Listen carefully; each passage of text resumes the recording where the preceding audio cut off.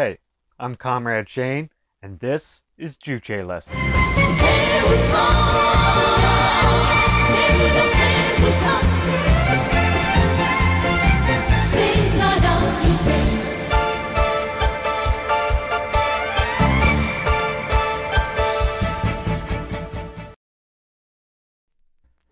Today we will discuss a subject related to the socio-historical principle examined in our last episode. The subject that the leaders of the working class makes the masses the independent subject of history. In socialist society, the independent subject of history are the masses of the people, who shape their destiny in an independent and creative way. In other words, it is the people who shape their destiny according to their will and demand. Since the inception of human society, the people have made history and developed society as the subject of history. But after the division of society into hostile classes, and after the emergence of exploiter society, the people have suffered severe exploitation and oppression. As a result, the people could not hold their due position as the subject of history, nor properly play their role as the makers of history. In exploiter society, the people had to take the burden of making history according to the will of the reactionary ruling class. They have created all the social wealth in pain and poverty, but could not enjoy them. The seven wonders of the ancient period, including the pyramids in Egypt and magnificent palaces, temples, and edifices, were all created by the people. They were not for the people, however, but for the ruling, exploiting class. The people have witnessed a lot of sacrifice in the struggle to overthrow the old society, but were always deprived of their achievements by an exploiting class. Spartacus and Sicily's slave rebellions in the ancient times, peasant war in Korea, and peasant war in China, and the rebellion in India tell that the people had fought bloody struggle against exploitation and oppression, but the people gained only different forms of chains. In the exploiter society, the people could not be masters of history, but became the object of history. The people in these stages could not be called the independent subject of history that makes history and shapes its destiny in an independent and creative way. The people could not become the independent subject of history for a long time because they were not awakened of their class status and strength, thus failing to unite into one political force.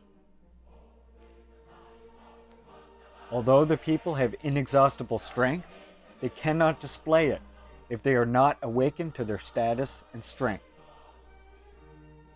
And if they are not united into one, they become powerless beings.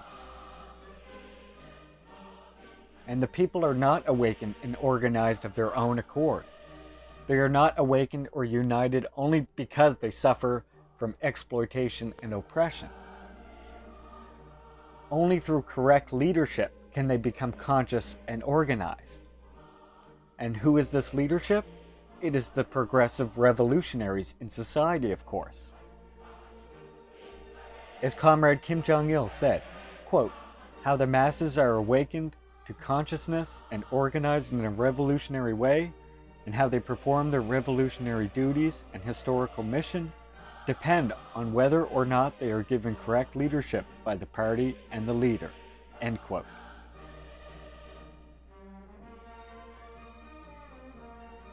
There has been a certain leadership this or that way in all socio-historical movements.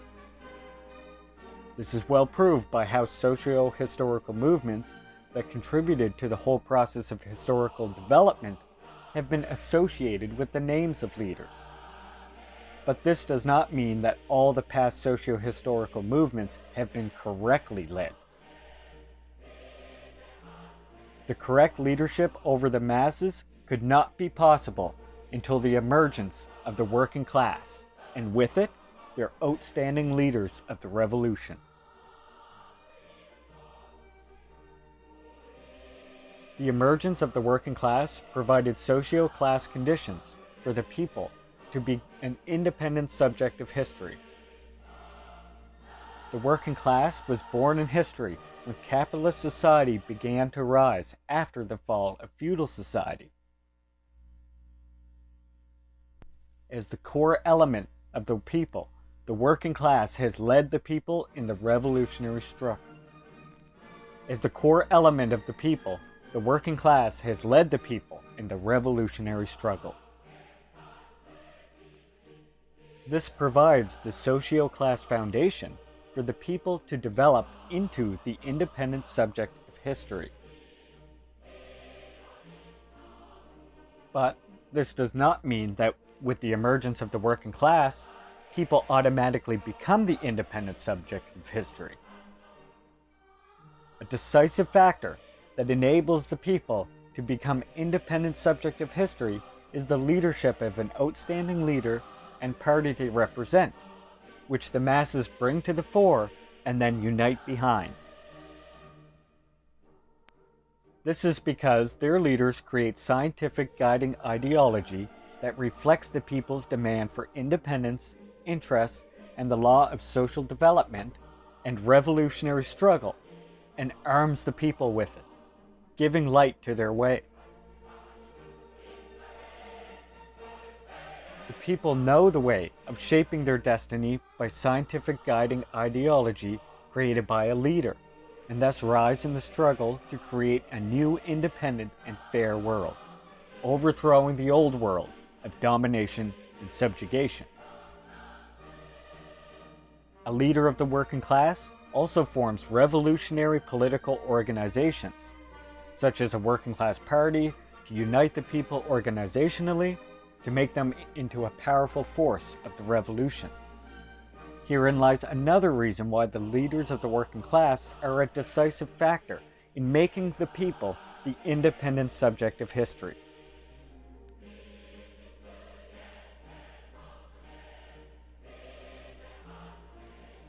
With the emergence of Marx, the first leader of the working class, the people could be aware of their class status and historical mission, and rose in the struggle of shaping their destiny.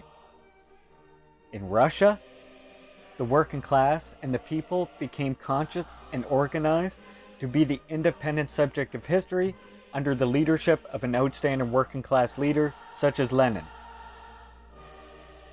The Korean people became the independent subject of history that shaped their destiny in an independent and creative way, putting an end to the history of suffering and subordination under the wise leadership of eternal President Kim Il-sung. And they demonstrated the might of the independent subject of history, as well as consolidating and demonstrating single-hearted unity under the leadership of Comrade Kim Jong-il. We can see this love and shared ideology between the leaders of DPRK and their people demonstrated in many examples, such as after the passing of great leader Kim Il-sung, many people wanted to make a new head of state position and appointed to Kim Jong-il, but he refused and said, quote, "I don't need a special position or title. The people's support is enough for me," end quote.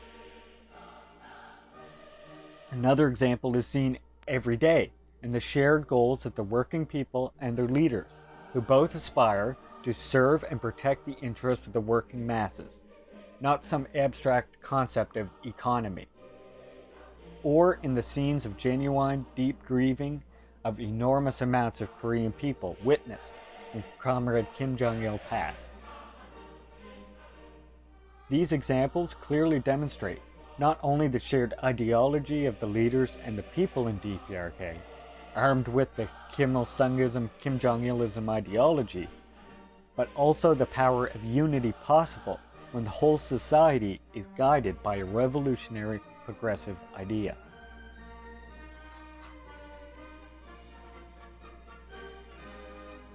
Before I end the video, I'd like to address two common misconceptions that arise when discussing Juche with those still captured by the rampant anti-DPRK imperialist propaganda. Firstly, there is the notion that the leadership theory of Kim Il-sungism, Kim Jong-ilism has something to do with previous bourgeois great man theories. However, this is a mistake of distorting the collectivist and humanity-centered nature of Juche philosophy. To simplify for the sake of this video, the great man theories believe that history itself is driven and made by individuals and their actions, and that with small changes in their decision-making or even in their appearance, history itself would have changed outcomes. Also common with these theories is the idea that the great people who drive history are above the masses and often chosen by a higher, even spiritual force. However, as we learned in the last episode, these characteristics are actually antagonistic to the Juche philosophy. It isn't special individuals that propel history, but the popular masses who are awakened and united with revolutionary idea that champions their own interests. A leader of the working masses comes from no other place than from the masses. They are propelled to leadership because their ideas reflect the advanced demands and independent interests of the people. A working class leader cannot be separated from the working class masses and must learn from them before they are able to awaken and unite them. And in a socialist society, the relationship of leaders and people is not one of domination and obedience, but rather of duty and love. The love and trust of the working class leader for the masses, demonstrated and solidified through the practice of serving the people tirelessly, and on the other hand, the love of the people for the leader for representing and defending their advanced demands and progressive interests. The trust this characteristic plants in the masses results in a harvest of loyalty to the party and the leader. And since the party and the leader protect and represent the interests of the working masses themselves, it guarantees dedication from the people for the collective interests of society and for themselves, and thus a firm, unbreakable unity. The second misconception is the idea that Kim Il-sungism, Kim Jong-ilism's leadership theory has something to do with a cult of personality. Again, this is a mistake of interpreting the theory from the bourgeois perspective that the working masses are not independent, creative, and conscious social beings, but rather simple beings driven by instinct or easily fooled. Firstly, this overlooks the fact that in socialist society, it is the working masses as masters of everything, since they hold state power and all legal authority. But what's more is that this is actually insulting to the intelligence of the working masses, who are not brainwashed so easily in the manner this proposes. In capitalist society, they try to create many personality cults in the imperial countries, and the result is extreme factionalism, social instability, and ideological oppression of working class ideology. Historical lesson of revolution is that the masses are the masters of revolution, but they must be awakened, guided, and united around the workers' party, the general staff, and ideological leader of the working class. This should be already well known to Marxist-Leninists, but let us take that further. Since the masters of revolution are the masses, they decide everything in socialist construction. The party and leadership only makes them conscious, reflects their interests, and carries out their orders. The leader, whether Lenin, Stalin, Kim Jong-il, is not the most powerful in terms of legal authority. They are the leading intellect, as decided by the people themselves in the course of revolutionary struggle and socialist construction. If the masses unite behind a leader, it is because that leader most accurately reflects their interests, for the dedication to the people, etc.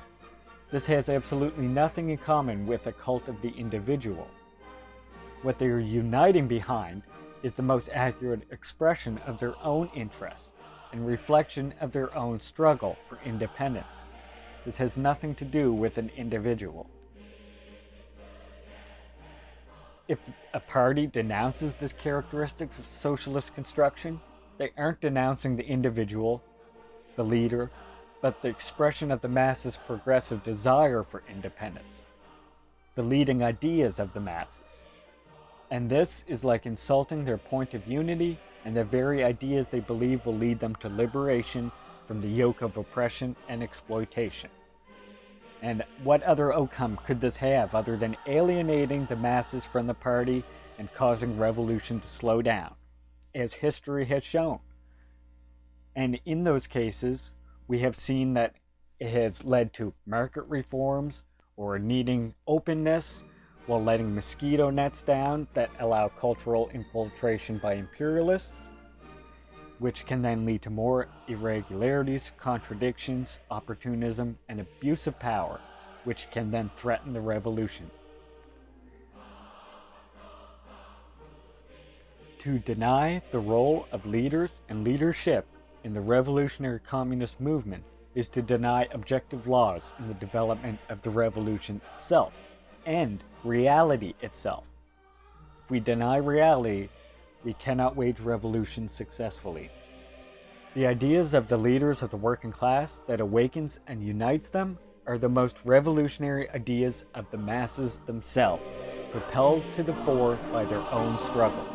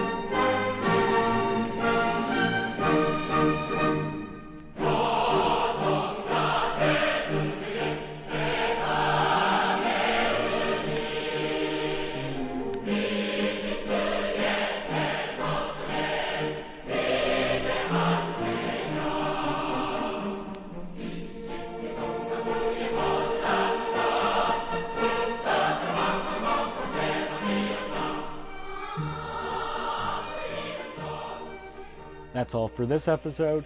Thanks for watching. If you enjoyed what you saw, consider liking and sharing so we can reach the people with the truth about the revolutionary Juche philosophy. Sangha and salute, comrades.